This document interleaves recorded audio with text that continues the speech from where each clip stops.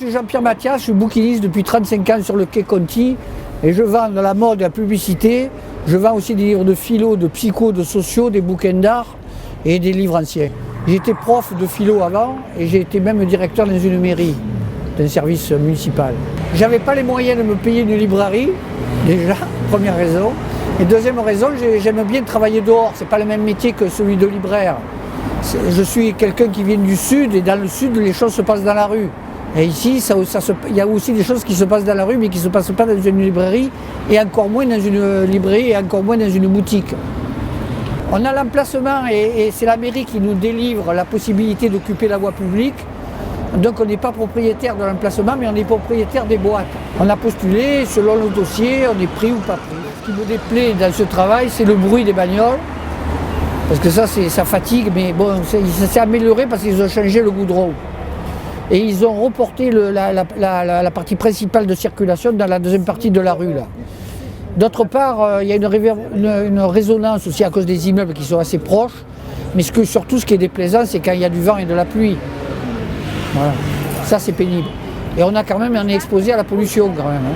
Ben, j'ai des intellos, les gens de la Sorbonne, des lycéens, des étudiants de province, etc. avec qui j'entame des dialogues, je conseille des livres. Et puis on a aussi les gens qui veulent décorer leur appartement, etc. et qui ont des naissances, etc. Parce que je vends aussi des choses pour les enfants, je fais de l'enfantinat aussi au niveau des gravures, mais je vends beaucoup de mode et de publicité.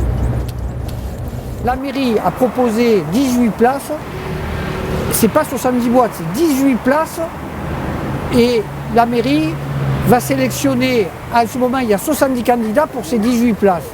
On doit s'engager à vendre des livres anciens ou d'occasion ou des livres soldés. On ne doit pas vendre que des souvenirs. On a une boîte qui peut être réservée à ça, mais on a un règlement qui nous interdit de vendre que ça. Donc on est censé vendre des livres essentiellement, mais on peut aussi vendre des objets de brocante, etc. Les livres, les gravures et le reste, on a des courtiers qui viennent régulièrement nous proposer des choses.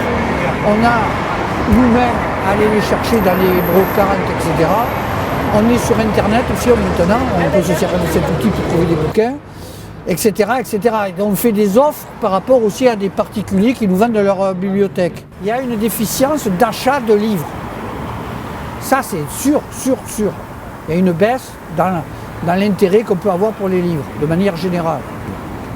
Et en plus, on est beaucoup concurrencé par les moyens modernes. Les gens, ils sont sur l'image, ils ne sont pas sur la lecture. Donc, comme ils sont sur l'image, les livres qui ont des images sont plus vendables, et le fait que je vende aussi des images, des gravures, fait que ça occupe une grande place dans mon chiffre d'affaires. Si j'avais que les livres, je ne pourrais pas en vivre. 2 tiers d'images, 1 tiers de livres. Le livre plonge. Sur les livres anciens, on a 2% de la population qui savent ce que c'est qu'un livre ancien. La plupart des gens ne savent pas ce que c'est qu'un livre ancien. Alors bon, d'autre part, ils ne savent pas tenir un livre ancien, le toucher, ils ne savent pas. Ils ne savent pas la différence qu'il y a entre un livre ancien complet et incomplet. Qu'est-ce qui fait la valeur d'un livre ancien? Quel est l'état qui est rédhibitoire par rapport à un livre ancien? S'il y a un manque, s'il n'y a pas de manque, quel type de manque, etc. Les coiffes, les couvertures. Et donc il y a une culture du livre ancien qui a tendance à se perdre. On s'intéresse quand même à une minorité là. Et la minorité qui s'intéresse aux livres anciens est persuadée de moins en moins persuadée qu'elle trouvera des livres anciens de valeur sur les quais. Donc là il y a un blocage. Et ce blocage il est pour longtemps. Pour toucher un livre ancien, il faut savoir le toucher, c'est-à-dire pas arracher la coiffe en le touchant, parce que on met le doigt sur la tranche supérieure, mais on ne ramène pas le doigt vers la coiffe du livre, parce que là on le décoiffe, on casse la coiffe. Et moi je me bats toute la journée pour les livres anciens pour que les coiffes ne sont pas... Je peux vous montrer un livre qui a été abîmé, je vous le montre. Il y a l'embarras du choix.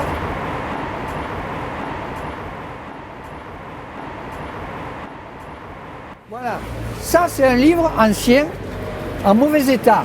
Pourquoi il est en mauvais état? Parce que la tranche ici, à force de l'ouvrir et de le fermer, elle s'est fendue ici. Là, la coiffe, c'est ça, la coiffe, c'est la partie supérieure du livre quand on prend un livre ancien, on ne doit jamais le prendre en tirant là. Parce que autrement, on détruit la coiffe. Et quand on le pose pas comme ça, parce que ça détruit la poisse d'en bas. Celui-là, il n'a plus de coiffe. Il est en train de se dégrader complètement. Donc là, ça joue sur le prix du livre. Les coins sont émoussés aussi ici, parce qu'ils ont été tapés comme ça. Et un livre, ça se prend aussi, ça peut se prendre comme ça, mais ça ne se tire pas comme ça. Bon, rien que ça, c'est déjà énorme, sur le plan technique. Et les gens, on n'a pas appris ça, dans aucune école en France, aucune école. Les précepteurs, quand il n'y avait que des livres anciens à l'époque, ça date du XVIIIe siècle, les précepteurs apprenaient aux élèves qui étaient déjà l'élite, entre guillemets, ou toute minorité, à tenir un livre ancien. Et quand on ouvre un livre ancien, on ne l'ouvre pas complètement comme ça, parce que là, on le fend. On l'ouvre à moitié comme ça. La plupart des gens ne savent pas tout ça. Et quand, comme je suis exposé aux intempéries, etc., et aussi à l'ignorance de la plupart des gens qui passent, c'est pour ça qu'aussi le livre ancien est peu exposé sur les quais, à cause du risque de l'abîmer. Je vous conseille de lire Caput de Malaparte et La femme pauvre de Léon Bloy, c'est du Zola mystique. C'est pas mal.